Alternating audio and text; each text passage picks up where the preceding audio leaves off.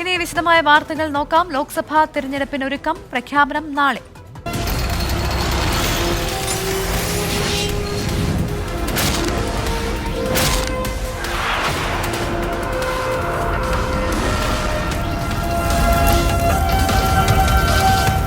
Co-sponsored by Durashine Roof and Wall Sheets, ഒരു Tata BlueScope steel ഉൽപ്പന്നം.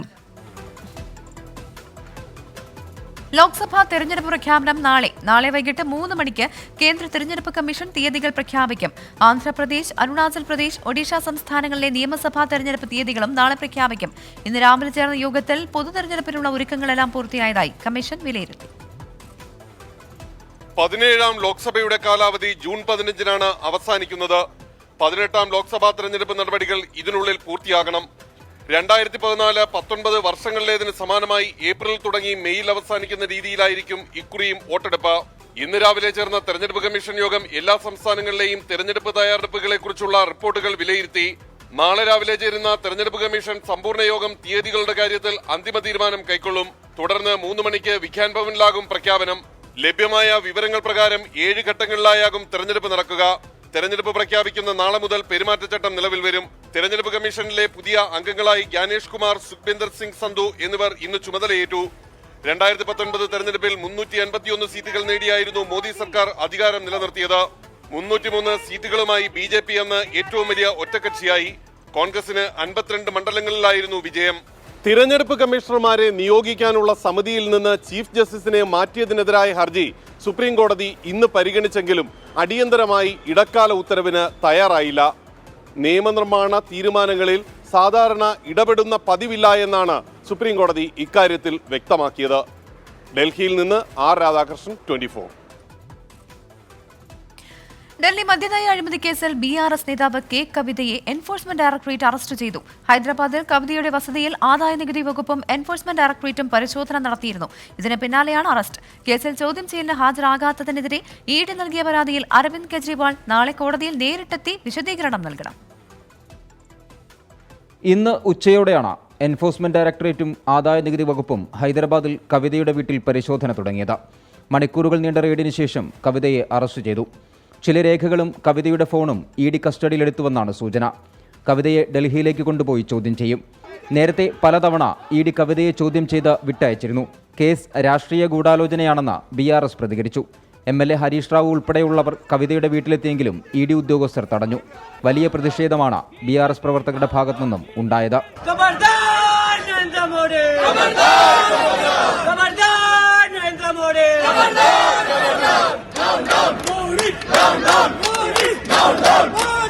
കേസിൽ ചോദ്യം ചെയ്യലിന് ഹാജരാകാത്തതിനെതിരെ ED നൽകിയ പരാതിയിൽ ഡൽഹി മുഖ്യമന്ത്രി അരവിന്ദ് കെജ്രിവാൾ നാളെ മജിസ്ട്രേറ്റ് കോടതിയിൽ നേരിട്ട് ഹാജരാകണം.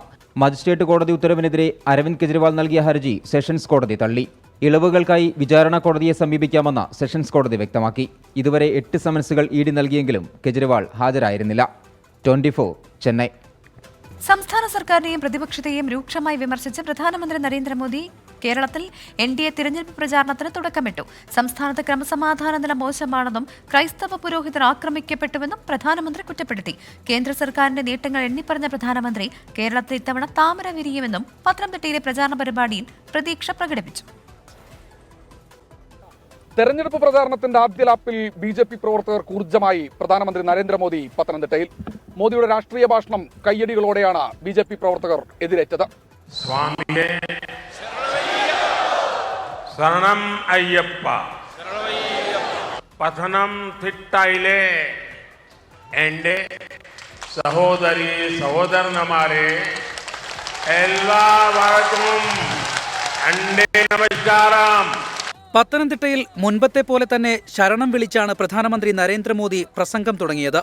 പിന്നെ മലയാളത്തിലുള്ള അഭിസംബോധന. ശേഷം LDF UDF മുന്നണികളെ കണക്കറ്റ് വിമർശിച്ചു.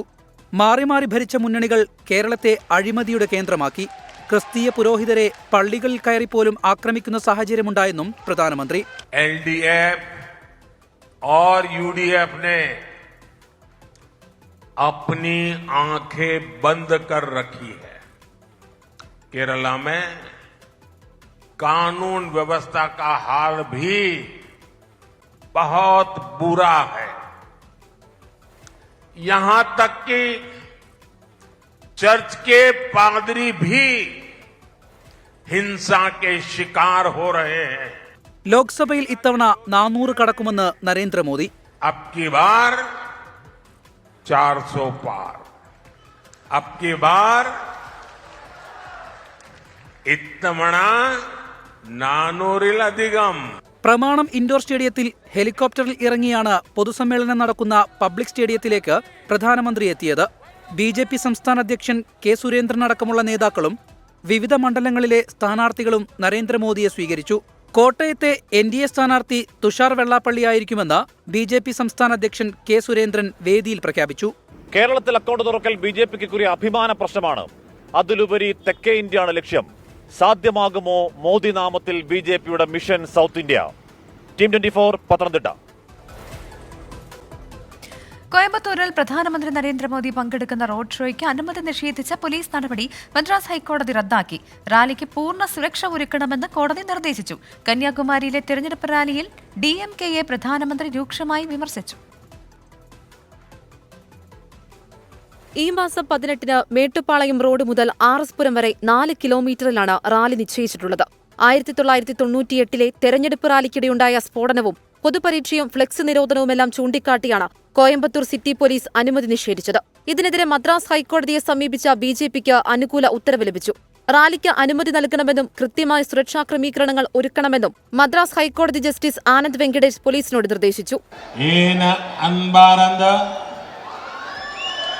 തമിഴ് സഹോദര സഹോദരികളെ വണക്കം. ഇന്ന് കന്യാകുമാരിയിൽ നടന്ന റാലിയിൽ DMK ഇന്ത്യ സഖ്യത്തെ പ്രധാനമന്ത്രി നരേന്ദ്രമോദി രൂക്ഷമായി വിമർശിച്ചു. DMK കോൺഗ്രസ് സഖ്യത്തെ തമിഴ് ജനത തൂത്തെറിയും. കൊള്ളയടിക്കുക എന്നത് മാത്രമാണ് DMK-യുടെ രാഷ്ട്രീയം. ജനങ്ങൾ ഇത് തിരിച്ചറിഞ്ഞു കഴിഞ്ഞു. DMK തമിഴ്നാടിനെ വികസിത സംസ്ഥാനമാക്കിയില്ലെന്നും ഈ തെരഞ്ഞെടുപ്പിലെ BJP-യുടെ തമിഴ്നാട്ടിലെ പ്രകടനം ഇന്ത്യ സഖ്യത്തെ തൂത്തെറിയുമെന്നും മോദി പറഞ്ഞു. 3 ദിവസങ്ങൾ പ്രധാനമന്ത്രി ദക്ഷിണേന്ത്യയിൽ തുടരും. തമിഴ്നാട്ടിൽ സേലം, കോയമ്പത്തൂർ എന്നിവിടങ്ങളിലാണ് റാലി. കർണാടക, ആന്ധ്രാപ്രദേശ്, തെലങ്കാന എന്നിവിടങ്ങളിലും പ്രധാനമന്ത്രി എത്തും. 24 ചെന്നൈ. കോൺഗ്രസ് നേതാക്കളുടെ കൂടുമാറ്റം തെരഞ്ഞെടുപ്പ് ആയുധമാക്കി LDF-ഉം BJP-യും. കെ മുരളീധരനായി പരവതാനി വിരിച്ചാണ് താൻ BJP-യിലേക്ക് വന്നതെന്ന് പത്മജ വേണുഗോപാൽ പറഞ്ഞു. കോൺഗ്രസിന്റെ വിശ്വാസ്യത തകർന്നുവെന്ന് CPIM സംസ്ഥാന സെക്രട്ടറി MV ഗോവിന്ദൻ വിമർശിച്ചു. BJP-യിലേക്കുള്ള ഒഴുക്കിൽ കോൺഗ്രസ് നേതൃത്വത്തെ കുറ്റപ്പെടുത്തി സമസ്തയും രംഗത്തെത്തി. പത്മജയും പത്മിനിയും ഉദയകുമാറും. ലോക്സഭാ തെരഞ്ഞെടുപ്പിന് തൊട്ടുമുൻപ് കോൺഗ്രസ് നേതാക്കളുടെ BJP പ്രവേശനം UDF-ന് നൽകിയ തിരിച്ചടി ചെറുതല്ല. നേതാക്കളുടെ ആശങ്കയ്ക്ക് മുകളിലേക്കാണ് പത്മജയുടെ പരസ്യ വെല്ലുവിളി. കെ മുരളീധരനും കോൺഗ്രസ് വിടുമെന്നും തെരഞ്ഞെടുപ്പ് കഴിയുന്നതോടെ AICC ആസ്ഥാനം പൂട്ടുമെന്നും പത്മജ. അത് കെ മുരളീധരന് അടുത്ത് നിന്നത് മനസ്സിലായിക്കോളും.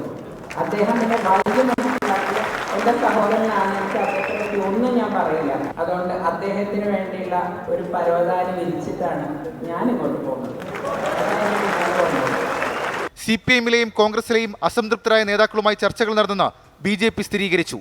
താഴേക്കിടയിലുള്ള നേതാക്കൾ മുതൽ മുതിർന്ന നേതാക്കൾ വരെ പട്ടികയിലുണ്ടെന്ന് NDA പാലക്കാട് സ്ഥാനാർത്ഥി C കൃഷ്ണകുമാർ 24-നോട് പറഞ്ഞു. കോൺഗ്രസ് നേതാക്കന്മാർ മാത്രമല്ല, CPM-ലും അതുപോലെ തന്നെ മറ്റു രാഷ്ട്രീയ പാർട്ടികളിലൊക്കെ ഉള്ള അതൃപ്തരായിട്ടുള്ള ആളുകൾ ആ പ്രസ്ഥാനങ്ങളിൽ ആശ ഇല്ലാതെ ഇനി ആ പ്രസ്ഥാനങ്ങൾക്ക് ഭാവിയില്ല എന്ന് മനസ്സിലാക്കിയ ആളുകൾ നിരവധിയുണ്ട്.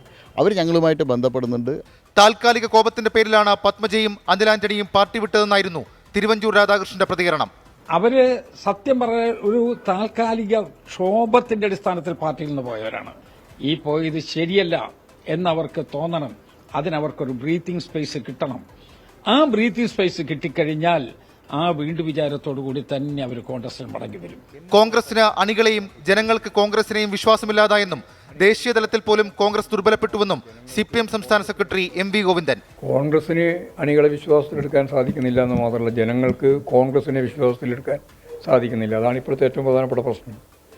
ആരാണ് BJP-യിലേക്ക് പോകാതിരിക്കുക എന്നതിനെ സംബന്ധിച്ച് ഒരു ഗ്യാരണ്ടിയില്ല. നേതാക്കളുടെ BJP പ്രവേശനത്തിൽ കോൺഗ്രസ് നേതൃത്വത്തിനെതിരെ വിമർശനവുമായി സമസ്ത മുഖപ്രസംഗത്തിലാണ് നിലപാട് വ്യക്തമാക്കിയത്. ജനാധിപത്യവും മതേതരത്വവും പിന്തുടരുന്നവരുടെ പ്രതീക്ഷകൾ ഊറ്റിക്കെടുത്തുന്നതാണ് കൂടുമാറ്റമെന്നാണ് പേടിപ്പിക്കുന്ന കൂടുമാറ്റമെന്ന തലക്കെട്ടിലുള്ള മുഖപ്രസംഗത്തിലുള്ളത്. കോൺഗ്രസിൽ നിന്ന് CPM-ലേക്കോ തിരിച്ചോ ആയിരുന്നു പോക്കെങ്കിൽ ആശങ്കപ്പെടേണ്ട കാര്യമില്ലായിരുന്നുവെന്നും മുഖപ്രസംഗത്തിൽ പരാമർശമുണ്ട്. വിവിധ ബ്യൂറോകൾക്കൊപ്പം 24 തിരുവനന്തപുരം. കെ രാധാകൃഷ്ണന്റെ മന്ത്രിസ്ഥാനം കളയാനാണ് ആലത്തൂരിൽ ലോക്സഭാ സ്ഥാനാർത്ഥിയാക്കിയതെന്ന് പ്രതിപക്ഷ നേതാവ് V D Satheesan. K Radhakrishnan അബദ്ധത്തിൽ മന്ത്രിയായതാണ്. അത് ഇല്ലാതാക്കാനാണ് പിണറായി വിജയൻ ശ്രമിക്കുന്നതെന്ന് വി ഡി സതീശൻ ആരോപിച്ചു. രാധാകൃഷ്ണൻ മന്ത്രിയായി തന്നെ തുടരണമെന്നും പ്രതിപക്ഷ നേതാവ് പറഞ്ഞു. എന്താ CPM ഈ മന്ത്രിയെ മത്സരിപ്പിക്കുന്നത്? നിങ്ങൾ ശ്രദ്ധിച്ചോ? പിണറായി വിജയൻ ഈ തുടർ ഭരണം കിട്ടുന്നതിന് മുമ്പ് കുറെ ആളുകളെ വെട്ടി സീറ്റ് കൊടുത്തില്ല. ശ്രദ്ധിച്ചല്ല, ജയിച്ചു വന്ന കുറെ പേര് മന്ത്രിയാക്കി. ആ പദ്ധതിയിൽ ഈ രാധാകൃഷ്ണൻ മന്ത്രിയായതാണ്. അതുകൂടി അവസാനിപ്പിക്കാൻ വേണ്ടിയിട്ടാണ്, അതുകൂടി അവസാനിപ്പിച്ച് ഇവിടെ നിന്ന് പറഞ്ഞു വിടാൻ വേണ്ടിയിട്ടാണ്. രാധാകൃഷ്ണൻ മന്ത്രിയായി തുടരട്ടെ. നമ്മുടെ ഈ പെങ്ങളുട്ടി പാർലമെന്റ് പോട്ടെ.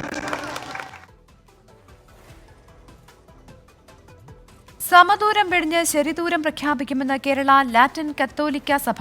സമദൂരത്തിൽ നിന്ന് മാറാനാണ് സഭയുടെയും കത്തോലിക്ക അസോസിയേഷന്റെയും തീരുമാനമെന്ന് ലാറ്റിൻ കാത്തലിക് അസോസിയേഷൻ സംസ്ഥാന പ്രസിഡന്റ് അഡ്വക്കേറ്റ് ഷെറി 24നോട് പറഞ്ഞു. പ്രശ്നാധിഷ്ഠിത നിലപാട് എടുക്കുമെന്ന് മുന്നണികളുടെ ശ്രദ്ധയിൽപ്പെടുത്തിയിട്ടുണ്ട്. മുന്നണികൾ എന്ത് നിലപാട് സ്വീകരിക്കുമെന്ന് അറിഞ്ഞ ശേഷം പിന്തുണ കൊടുക്കാനാണ് തീരുമാനമെന്നും അദ്ദേഹം പറഞ്ഞു. കേരളത്തിലെ ലത്തീൻ കത്തോലിക്കരുടെ നിലപാട് പൊതുവിൽ പ്രശ്നാധിഷ്ഠിത മൂല്യാധിഷ്ഠിത സമദൂരം എന്നുള്ളതാണ്. പക്ഷേ അത് എല്ലാ കാലത്തും സമദൂരമായി തന്നെ നിലനിൽക്കണം എന്നില്ല. ചില ഘട്ടങ്ങളിൽ അത് ശരിദൂരമായിട്ട് വരും. എന്താണ് പ്രശ്നങ്ങൾ എന്നുള്ളത് മുന്നണികളുടെ ശ്രദ്ധയിൽപ്പെടുത്തിയിട്ടുണ്ട്.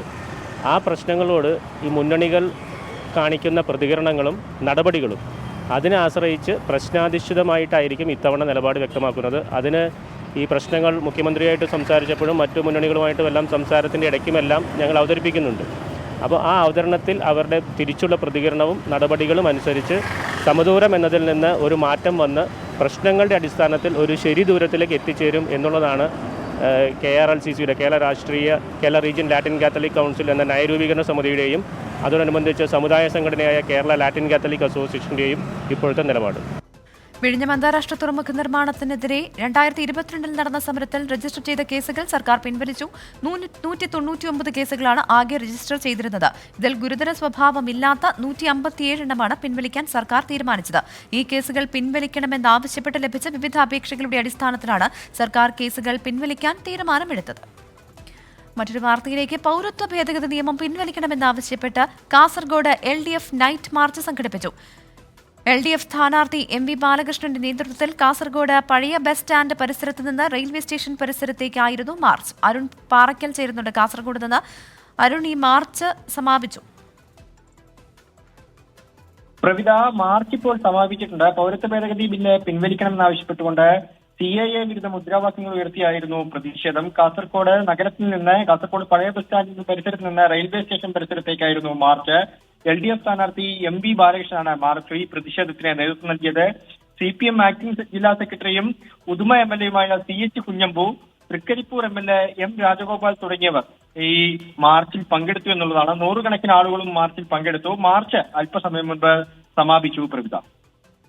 ശരി, അരുൺ പാറയ്ക്കലാണ് വിവരങ്ങൾ നൽകിയത്. പൗരത്വ ഭേദഗതിയിലെ നിലപാടിനെ ചൊല്ലി CPIM കോൺഗ്രസ് വാക്പോര്. കോൺഗ്രസ് ദേശീയ നേതൃത്വം വിഷയത്തിൽ പ്രതികരിക്കാത്തത് എന്തുകൊണ്ട് എന്നതുൾപ്പെടെ 11 ചോദ്യങ്ങളുമായി മുഖ്യമന്ത്രി പിണറായി വിജയൻ രംഗത്തെത്തി. വിഷയത്തിൽ മുഖ്യമന്ത്രി ഇന്നലെ വാർത്താ സമ്മേളനം വിളിച്ച് പറഞ്ഞതെല്ലാം നുണയാണെന്ന് പ്രതിപക്ഷ നേതാവ് VD സതീശൻ ആരോപിച്ചു. പൗരത്വ ഭേദഗതിയുടെ കാര്യത്തിൽ കോൺഗ്രസിന് വ്യക്തമായ നിലപാടില്ലെന്നാണ് ഇന്നലെ മുഖ്യമന്ത്രി പിണറായി വിജയൻ ആരോപിച്ചത്. ഇതിനെതിരെ പ്രതിപക്ഷ നേതാവ് VD സതീശൻ ഇന്ന് രംഗത്തെത്തി. മുഖ്യമന്ത്രി സ്ഥാനത്ത് ഇരുന്നു കൊണ്ട് നട്ടാൽ കുരുക്കാത്ത നുണയാണ് കേരളത്തിലെ മുഖ്യമന്ത്രി പ്രചരിപ്പിച്ചുകൊണ്ടിരിക്കുന്നത്. പാർലമെന്റിൽ അതിശക്തമായിട്ടാണ് കോൺഗ്രസ്, കേരളത്തിലെ MPമാരടക്കം CAA നിയമത്തെ എതിർത്തത്. പിന്നാലെ മുഖ്യമന്ത്രിയുടെ 11 ചോദ്യങ്ങൾ. കോൺഗ്രസ് ദേശീയ നേതൃത്വം വിഷയത്തിൽ ഔദ്യോഗികമായി പ്രതികരിക്കാത്തതെന്ത്? AICC പ്രസിഡന്റ് ചോദ്യങ്ങളിൽ നിന്നും ഒളിച്ചോടിയത് എന്തിന്? യോജിച്ച പ്രക്ഷോഭത്തിൽ നിന്നും കോൺഗ്രസ് പിന്മാറിയത് സമരത്തിന്റെ കരുത്തു കുറയ്ക്കാനല്ലേ? സമരത്തിൽ പങ്കെടുത്ത പ്രാദേശിക നേതാക്കൾക്കെതിരെ അച്ചടക്ക നടപടിയെടുത്തത് ആരെ പ്രീതിപ്പെടുത്താൻ? ഭാരത് ജോഡോ ന്യായ് യാത്രയിൽ പൗരത്വ ഭേദഗതി നിയമത്തെക്കുറിച്ച് മൗനം പാലിക്കുന്നത് എന്തുകൊണ്ട്? എന്നിങ്ങനെ പോകുന്നു മുഖ്യമന്ത്രിയുടെ ചോദ്യങ്ങൾ. നിയമം നടപ്പാക്കുന്ന കാര്യത്തിൽ K സുരേന്ദ്രനും VD സതീശനും ഒരേ തൂവൽ പക്ഷികളാണെന്ന് CPM സംസ്ഥാന സെക്രട്ടറി MV ഗോവിന്ദൻ. കേരളത്തിലെ UDFും BJPയും ഒരേ സ്വരത്തിലാണ് ഇതിനെ കാണുന്നത്. രണ്ടും പറയുന്നത് ഇങ്ങനെ നടപ്പിലാക്കാതിരിക്കാൻ പറ്റില്ല എന്നാണ്. നിയമം കേരളത്തിൽ നടപ്പാകില്ലെന്ന് പറയുന്നത് മുഖ്യമന്ത്രിയുടെ അജ്ഞത കൊണ്ടാണെന്ന് KPCC acting president MM Hassan. കേന്ദ്ര സംസ്ഥാന തർക്കമെന്ന നിലയിൽ മാത്രമാണ് സർക്കാർ കോടതിയെ സമീപിച്ചതെന്നും ഹസൻ. ആത്മഹത്യാപരമായ കേസെടുക്കുന്നതിനോട് കേരള ഗവൺമെന്റിന് വിയോജിപ്പുണ്ട് എന്ന് വിചാരിച്ച് പാർലമെന്റ് പാസാക്കിയ നയം പിണറായി വിജയനോ ഏതെങ്കിലും ഒരു മുഖ്യമന്ത്രിക്കോ ഇവിടെ നടപ്പിലാക്കില്ല എന്ന് പറയാൻ പറ്റുമോ? അതുകൊണ്ട് CAA നിയമം ഇവിടെ നടപ്പിലാക്കില്ല എന്ന് പറയുന്നത് പരിഹാസ്യമാണ്. അതിനാണ് അദ്ദേഹം പറഞ്ഞത് ഞങ്ങൾ കേസ് കൊടുത്തിട്ടുണ്ട്. എന്ത് കേസാണ് കൊടുത്തത്? നിയമത്തിനെതിരെ സമാന മനസ്സുള്ള എല്ലാവരെയും ചേർത്ത് ബഹുജന റാലി സംഘടിപ്പിക്കാനാണ് CPM തീരുമാനം. വിവിധ ബ്യൂറോകൾക്കൊപ്പം 24 തിരുവനന്തപുരം.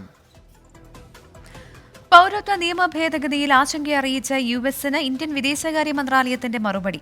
പൗരത്വ നിയമം ഇന്ത്യയുടെ ആഭ്യന്തര കാര്യമെന്ന് വിദേശകാര്യ വക്താവ് രൺധീർ ജയ്സ്വാൾ പ്രതികരിച്ചു.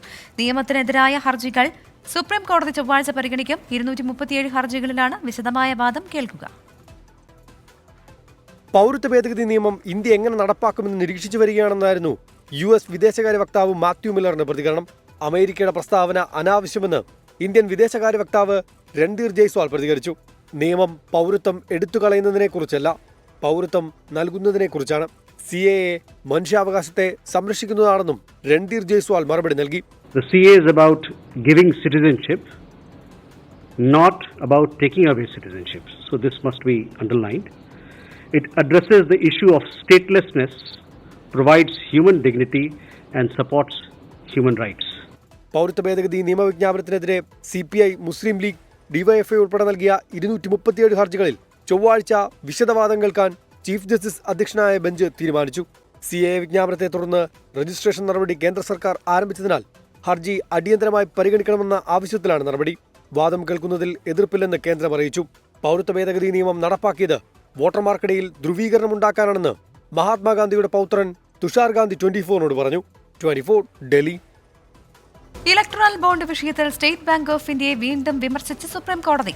തിരഞ്ഞെടുപ്പ് കമ്മീഷന് കൈമാറിയ വിവരങ്ങളിൽ ബോണ്ടിന്റെ സീരിയൽ നമ്പർ ഉൾപ്പെടുത്താത്തത് എന്തുകൊണ്ടെന്ന് കോടതി ചോദിച്ചു. തിങ്കളാഴ്ചയ്ക്കുള്ളിൽ SBI മറുപടി നൽകണം.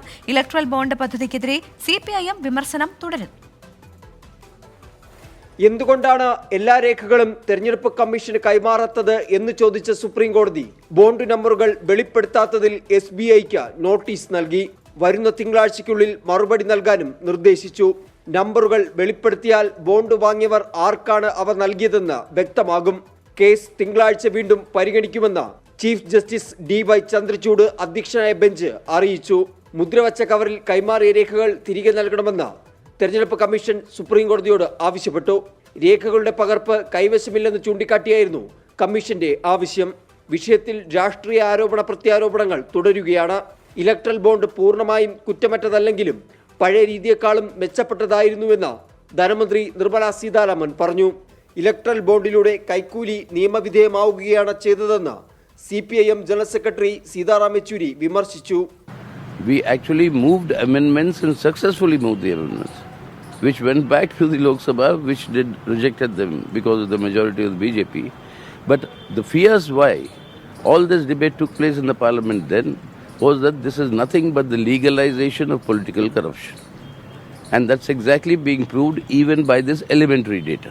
CPIM ഇലക്ട്രൽ ബോണ്ട് സ്വീകരിക്കില്ലെന്ന നിലപാടെടുത്ത പാർട്ടിയാണെന്നും പണം കിട്ടാത്തതാണെന്ന വാർത്ത തെറ്റിദ്ധരിപ്പിക്കുന്നതാണെന്നും CPM സംസ്ഥാന സെക്രട്ടറി MV ഗോവിന്ദൻ.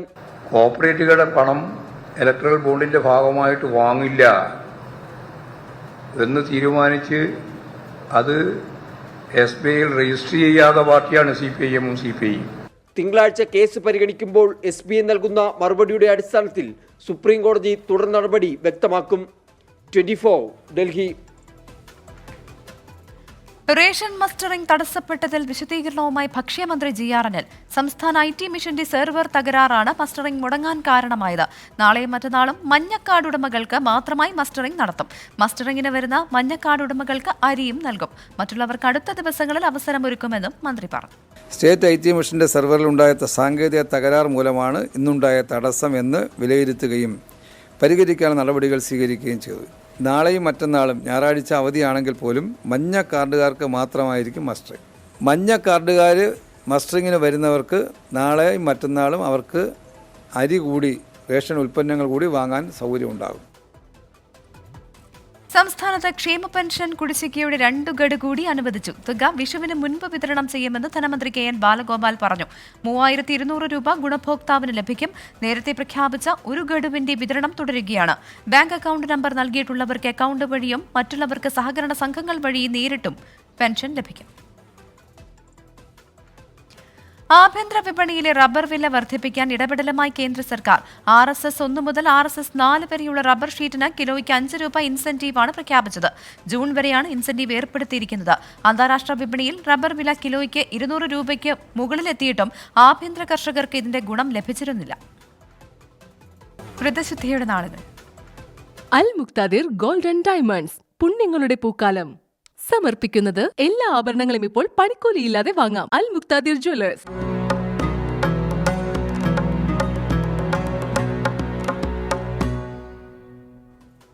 പുണ്യങ്ങളുടെ പൂക്കാലമായ വിശുദ്ധ റമദാനിലെ ആദ്യ വെള്ളിയാഴ്ച പള്ളികൾ വിശ്വാസികളെ കൊണ്ട് നിറഞ്ഞു. നഗരത്തിലെ പല പള്ളികളിലും നമസ്കാരത്തിന് എത്തിയവരുടെ നിര പള്ളിക്ക് പുറത്തേക്കും നീണ്ടു. റമദാന്റെ വിശുദ്ധിയെ ജീവിതത്തിലേക്ക് ആവാഹിക്കാൻ മനസ്സിനെ പാകപ്പെടുത്തിയാണ് വിശ്വാസികൾ പള്ളികളിൽ നിന്ന് മടങ്ങിയത്. വ്രതശുദ്ധിയുടെ നിറവിൽ റമദാനിലെ ആദ്യ വെള്ളിയാഴ്ച പള്ളികൾ പ്രാർത്ഥന നിർഭരമായി. ഇന്ന് ജുമഅക്ക് വളരെ മുൻപ് തന്നെ പള്ളികളിലെത്തിയ വിശ്വാസികൾ മനസ്സും ശരീരവും ദൈവിക മാർഗത്തിൽ സമർപ്പിച്ച് ഖുർആൻ പാരായണത്തിലും പ്രാർത്ഥനകളിലും മുഖരിതമായി. ചിലയിടങ്ങളിൽ നിസ്കാരം പള്ളിക്ക് പുറത്തേക്ക് നീണ്ടു. ഐച്ഛിക നിസ്കാരം വർദ്ധിപ്പിച്ചും ഖുർആൻ പാരായണം നടത്തിയുമാണ് വിശ്വാസികൾ ആദ്യ വെള്ളിയാഴ്ചയെ ധന്യമാക്കിയത്.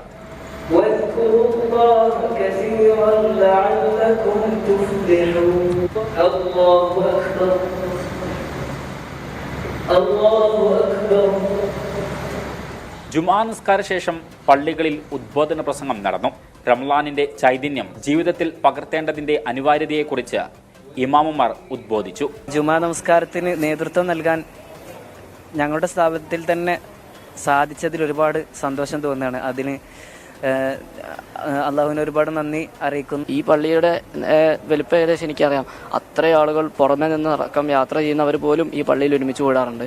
അപ്പോൾ അത്രയും നല്ല വലിയ ആൾക്കൂട്ടത്തിനിടയിൽ നമ്മളെപ്പോലുള്ളവരെ പരിഗണിച്ചുകൊണ്ട് നമുക്കിങ്ങനെ ഒരു അവസരം തരുന്നു എന്നറിഞ്ഞപ്പോൾ വളരെ സന്തോഷമായിരുന്നു. 30 നോമ്പ് ലഭിച്ചാൽ ഇത്തവണ റമളാനിൽ 5 വെള്ളിയാഴ്ച ലഭിക്കും. റമളാനിലെ ആദ്യ 10 ദിനങ്ങൾ കാരുണ്യത്തിന്റെ സവിശേഷ ദിനങ്ങളാണ്. 24 മലപ്പുറം. നോക്കാവിന്റെ നാളത്തെ നോമ്പുതുറ സമയം. അൽ മുക്താദിർ ഗോൾഡൻ ഡയമണ്ട്സ് നോമ്പുതുറ സമയം സമർപ്പിക്കുന്നത് എല്ലാ ആഭരണങ്ങളും ഇപ്പോൾ പണിക്കൂലിയില്ലാതെ വാങ്ങാം. അൽ മുക്താദിർ ജ്വല്ലേഴ്സ്.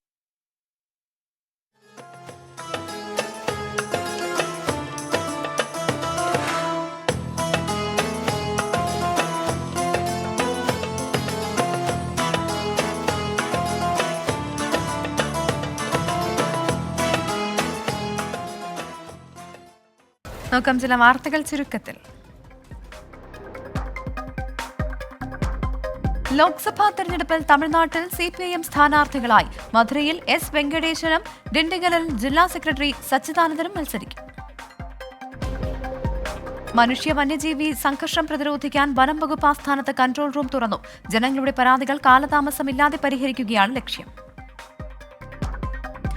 ബോളിവുഡ് താരം അമിതാഭ് ബച്ചനെ ആൻജിയോപ്ലാസ്റ്റിക്ക് വിധേയനാക്കി.